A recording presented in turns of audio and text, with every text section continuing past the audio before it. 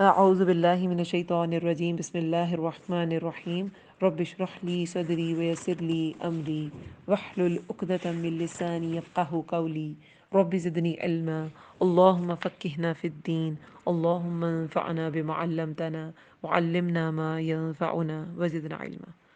السلام علیکم ورحمۃ اللہ وبرکاتہ۔ جی، نماز کے ترجمے کا آج نیکسٹ لیسن ہے الحمدللہ۔ سورہ فاتحہ کو ہم نے کور کیا، اس کے بعد سورۃ العصر، کوئی بھی ایک سورہ کی قرات کرنی ہوتی ہے تو ہم نے سورہ عصر، کیونکہ جو عصر حاضر ہے جو موجودہ زمانہ ہے، اس میں جو میسج ہے اس کا سمجھنا بڑا امپورٹنٹ تھا۔ آج ہے رکوع کا بیان۔ جب ہم قرات کر لیتے ہیں، قرات ویسے تو سورہ فاتحہ سے سٹارٹ ہو جاتی ہے، لیکن اس کے بعد جب کوئی بھی سورہ پڑھنی ہوتی ہے قرآن کی، اس کے بعد رکوع میں جاتے ہیں تو اللہ اکبر کہہ کے، احادیث میں صحیح بخاری میں تو آتا ہے کہ دونوں ہاتھ کندھوں یا کانوں تک اٹھائیں، جسے رفع الیدین کہتے ہیں، صحیح بخاری کی یہ حدیث ہے۔ تو اٹھا کر آپ اللہ اکبر کہیں اور پھر چلے جائیں رکوع میں، ٹھیک ہے۔ ابن عمر رضی اللہ عنہما، حضرت عمر رضی اللہ عنہ کے جو بیٹے تھے، ان کا کیا بیان ہے؟ وہ کہتے ہیں کہ نبی اکرم صلی اللہ علیہ وسلم جب نماز شروع کرتے اور جب رکوع کے لیے تکبیر کہتے تو اپنے دونوں ہاتھ کاندھوں تک اٹھاتے تھے اور رکوع کے بعد بھی اٹھاتے تھے۔ یہ بھی ہمارے پاس اس کی بھی روایت ہے، ٹھیک ہے۔ اچھا، اب رکوع میں جو پشت ہے بالکل سیدھی رکھیں، سر کو پیٹھ کے برابر، یعنی سر نہ تو اونچا ہو اور نہ ہی نیچا ہو۔ یہ جو پیروں کو لوگ دیکھتے ہیں نا، تو پیروں کو نہیں دیکھتے، اس سے سر آپ کا نیچا ہو جاتا ہے اور آپ کی کمر سیدھی نہیں رہتی، ٹھیک ہے۔ اور ہاتھوں کی جو ہتھیلیاں وہ دونوں گھٹنوں پر رکھی ہوتی ہیں۔ دونوں ہاتھوں بازوؤں کو تان کر رکھنا ہوتا ہے، یعنی کہ جیسے آپ نے گھٹنے پہ وزن دیا ہوا ہے، گھٹنے کے سہارے سے آپ جھکے ہوئے ہیں، خم نہیں دیتے، ٹھیک ہے۔ یہ ساری روایات میں ہے، یہ ابھی ابو داؤد کی اور یہ ساری روایات سے، احادیث کی روایات سے یہ آپ کو بتایا جا رہا ہے، ٹھیک ہے۔ ترمذی میں، ابو داؤد میں یہی آتا ہے کہ وہ جو بازو ہیں اس میں خم نہ ہو۔ پھر رکوع کی حالت میں رسول اللہ صلی اللہ علیہ وسلم اپنے گھٹنوں پر ہتھیلیاں یوں رکھی ہوتی تھیں جیسے آپ نے گھٹنے کو پکڑا ہوا ہے۔ یہ ترمذی سے روایت ہے۔ اچھا، اور کوہنیاں جو ہیں وہ پہلوؤں سے دور ہوتی تھیں، ٹھیک ہے۔ پہلوؤں کے ساتھ نہیں، بالکل جڑی ہوتی تھی، پہلوؤں سے دور ہوتی تھی۔ جب آپ بالکل اسٹریٹ رکھیں گے تو وہ دور ہی ہوں گی۔ اچھا، اس کے بعد اس میں پڑھنا کیا ہے؟ رکوع کی دعائیں کیا ہیں؟ سبحان ربی العظیم۔ حضرت حذیفہ رضی اللہ عنہ فرماتے ہیں کہ رسول اللہ رکوع میں فرماتے، سبحان ربی العظیم، میرا رب عظیم ہے، عظیم پاک ہے، یعنی کہ عظیم ہر عیب سے پاک، اور عظیم بہت ہی بڑا، عظمت والا۔ اب یہ جو ہے نا، اس کے بارے میں ایک اور بھی حدیث ہمیں ملتی ہے مسلم میں، کہ جب سورہ واقعہ کی ایک آیت ہے، فسبح اسمی ربک العظیم، نازل ہوئی تو رسول اللہ نے فرمایا کہ اسے رکوع میں پڑھا کرو۔ اور یہ بھی حدیث مبارکہ ہے، وہ بھی مسلم کی حدیث ہے، کہ رکوع اور سجود میں قرآن مت پڑھو۔ رکوع اور سجود میں قرآن کی کوئی آیت نہیں پڑھی جاتی، ٹھیک ہے۔ اس حکم سے مراد یہی تھا کہ تسبیح بیان کرو اللہ کی، یعنی کہ رب عظیم کی، اور اس کے مطابق پھر نماز کا طریقہ جو ہے سبحان ربی العظیم، اس طرح اس آیت کو پریکٹس کیا گیا، پوری آیت نہیں پڑھی گئی، ٹھیک ہے۔ تو میں بھی کبھی کبھی آپ جب احادیث سے انشاءاللہ اللہ تعالیٰ سب کو موقع دے آپ گو تھرو ہوں، تو یہ سب چیزیں آتی ہیں نظر کے سامنے، انسان کو لگتا ہے یہ کانٹراڈکٹ کر رہی ہیں چیزیں، کانٹراڈکٹ نہیں کر رہی ہوتی، ٹھیک ہے۔ یہ اس کو ایکسپلین کر رہی ہوتی ہے، ایک چیز دوسرے کو ایکسپلین کر رہی ہوتی ہے۔ تو پھر اس کا مطلب ہے میرا رب عظیم ہے، پاک ہے۔ پھر نبی اکرم صلی اللہ علیہ وسلم رکوع میں یہ دعا بھی پڑھتے تھے، یہ بھی روایت ہمیں ملتی ہے صحیح مسلم میں، سبحانک و بحمدک لا الہ الا انت، ٹھیک ہے۔ اس کا کیا مطلب ہے؟ اے اللہ، تیرے ہی لیے پاکی اور تعریف ہے، تیرے سوا کوئی سچا معبود نہیں۔ پھر سبحانک اللہم ربنا و بحمدک اللہم اغفر لی، یہ بھی صحیح بخاری میں ہے۔ یہ نبی اکرم صلی اللہ علیہ وسلم، صحیح بخاری میں آتا ہے کہ رکوع سجود دونوں کے لیے یہ دعا آتی ہے، اور یہ بہت اچھی دعا ہے۔ دیکھیں، اس میں پاکی بھی بیان ہوتی ہے اور اللہ تعالیٰ کی حمد بھی، اور اللہ تعالیٰ سے معافی بھی، کیونکہ اللہ تعالیٰ، وہ حدیث میں آتا ہے نا کہ اللہ تعالیٰ سجدے کی حالت میں سب سے زیادہ قریب ہے، تو اپنے لیے دعا مانگا کرو، تو اللہم اغفر لی، یہ جو دعا ہے یہ آپ کی مغفرت کی دعا ہے، تو اللہ تعالیٰ سے آپ نے معافی بھی مانگ لی۔ پھر اور روایات میں بھی آتا ہے، صحیح مسلم کی ایک روایت ہے کہ اس میں سیدہ عائشہ رضی اللہ عنہا روایت کرتی ہیں کہ نبی اکرم صلی اللہ علیہ وسلم اپنے رکوع اور سجدے میں کہتے تھے سبوح قدوس رب الملائکۃ والروح، سبوح قدوس رب الملائکۃ والروح، فرشتوں اور روح کا، روح کون؟ روح القدس جبریل علیہ السلام، فرشتوں اور روح کا پروردگار نہایت پاک ہے، یہ اس کا مطلب۔ اور سبحانک اللہم ربنا و بحمدک اللہم اغفر لی، اس کا کیا مطلب ہے؟ اے ہمارے پروردگار تو پاک ہے، ہم تیری تعریف بیان کرتے ہیں، یا الہی ہمیں بخش دیں۔ پاکی بھی بیان کی، تعریف بھی بیان کی، اور پھر بخشش بھی مانگ لی، ٹھیک ہے۔ اس کے علاوہ بھی اور روایات آتی ہیں لیکن یہ زیادہ آپ کہہ لیں فیمس ہے۔ سبحانہ ذی الجبروتی والملکوتی والکبریائی والعظمہ، یہ بھی آتا ہے، یہ سنن نبی داؤد میں آتی ہے۔ اس میں یہ روایت آتی ہے کہ رسول اللہ کیا فرماتے تھے، یہ سیدنا عوف بن مالک رضی اللہ عنہ سے روایت ہے کہ رسول اللہ اپنے رکوع میں کہتے قہر، جبر سے نکلا ہے نا، جبروتی، قہر غلبے، یعنی کہ غلبے، بادشاہی، بڑائی اور بزرگی کا مالک اللہ نہایت پاک ہے، ٹھیک ہے۔ پھر سیدنا علی رضی اللہ عنہ، ان سے روایت ہے کہ رسول اللہ صلی اللہ علیہ وسلم رکوع میں یہ پڑھتے، یہ بھی صحیح مسلم سے ہے، اللہم لکا رکعت و بک آمنت و لک اسلمت خشع سمعی و بصری و مخی و عظمی و عصبی، اے اللہ میں تیرے آگے جھک گیا، تجھ پر ایمان لایا، تیرا فرما بردار ہوا، میرا کان، میری آنکھ، میرا مغز، میری ہڈی اور میرے پٹھے تیرے آگے عاجز بن گئے۔ یہ لمبی ہیں دعائیں، لیکن آپ اگر خشوع و خضوع زیادہ چاہتے ہیں تو آپ ان کو بھی یاد کریں، لیکن یہ سبحان ربی العظیم اور رکوع میں جاتے ہوئے سبحان ربی الاعلیٰ، یہ ضرور، یہ تو لازمی ہے۔ اور ایون کہ کچھ تو کہتے ہیں کہ اگر آپ 3 بار نہ بھی پڑھیں تو رکوع اور سجود جو ہے یہ واجبات میں سے ہے نا، نماز کے واجبات ہیں، قیام، رکوع، سجود، اور کیا ہے واجبات میں سے؟ قیام، رکوع، سجود، اور کچھ لوگ تو قرات کو بھی لیتے ہیں کہ سنت نماز میں وہ بھی واجب ہے، وہ بھی پڑھنی چاہیے۔ اور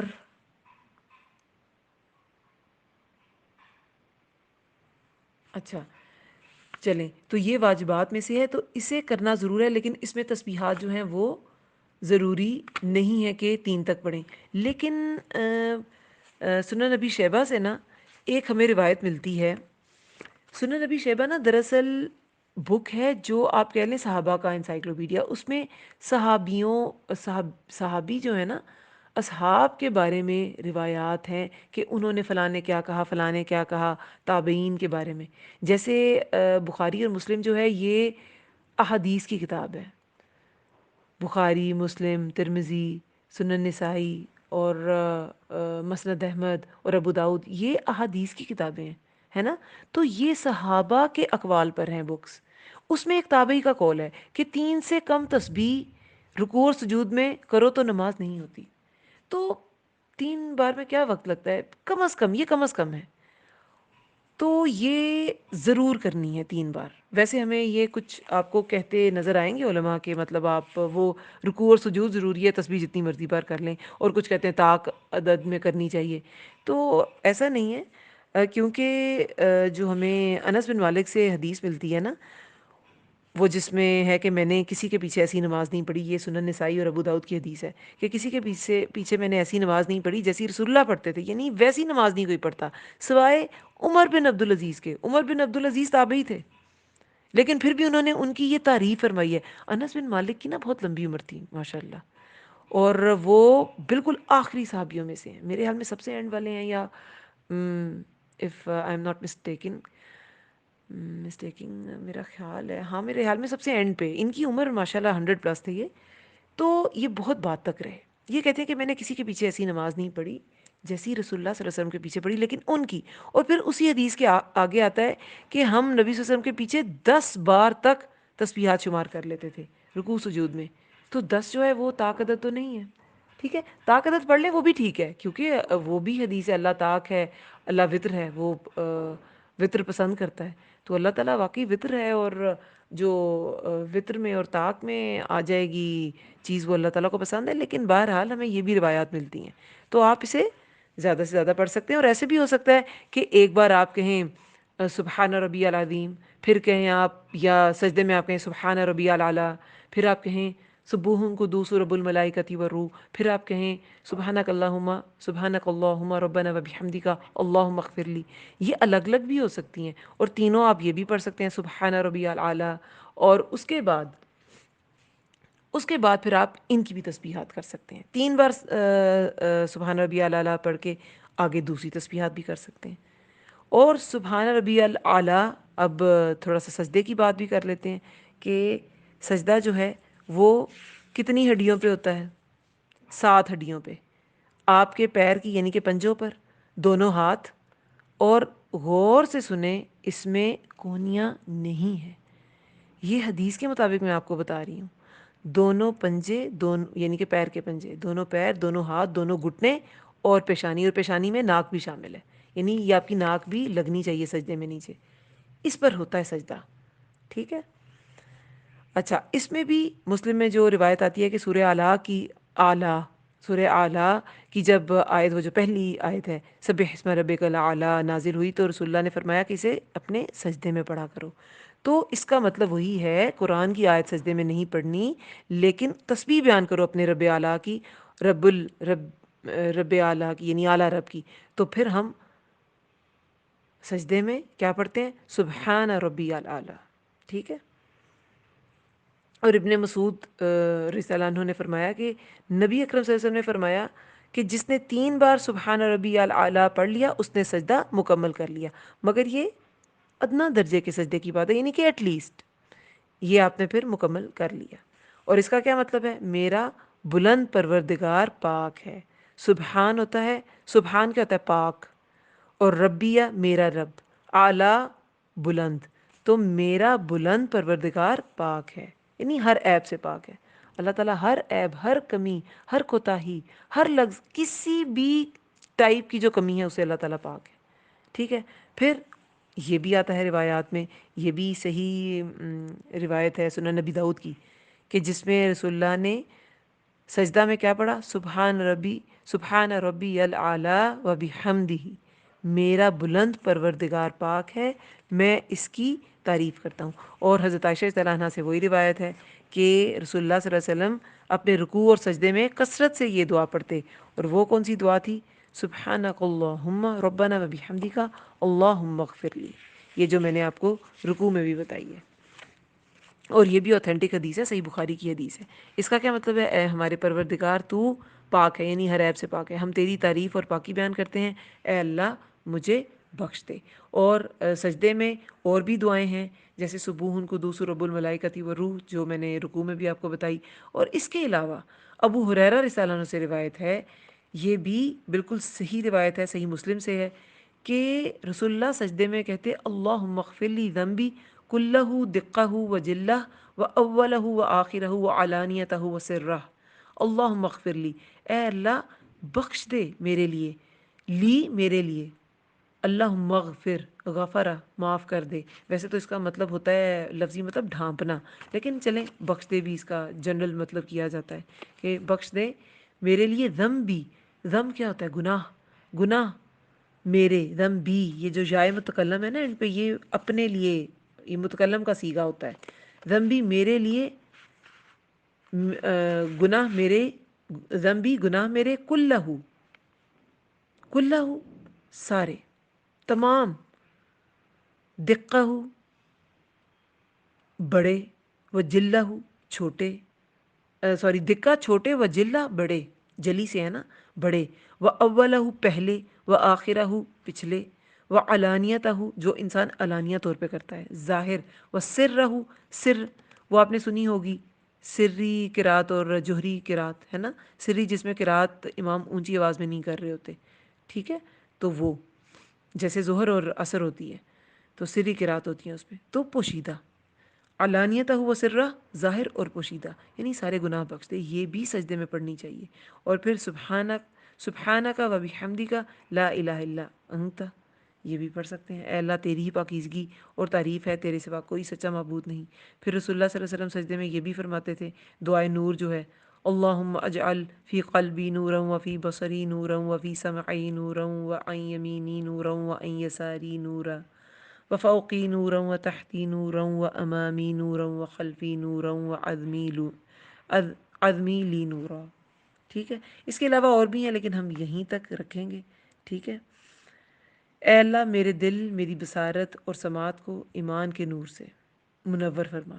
ایمان کے نور سے میں نے ایڈ کیا ہے، ٹھیک ہے، منور فرما، نور عطا فرما، میرے دائیں بائیں اوپر نیچے سامنے اور پیچھے نور پھیلا دے اور میری روشنی کو بڑھا دے، یعنی کہ ہدایت کی روشنی کو۔ چلیں، اللہ تعالیٰ ہم سب کے نور میں اضافہ کرے۔ اور نور کے بارے میں بار بار آتا ہے کہ اللہ تعالیٰ جو اللہ تعالیٰ کی دین پر ایمان رکھتے ہیں، جو ایمان والے ہوتے ہیں، اللہ تعالیٰ انہیں اندھیروں سے نکال کے نور کی طرف لے آتا ہے۔ سورہ بقرہ میں شروع میں آ جاتی ہے یہ آیت۔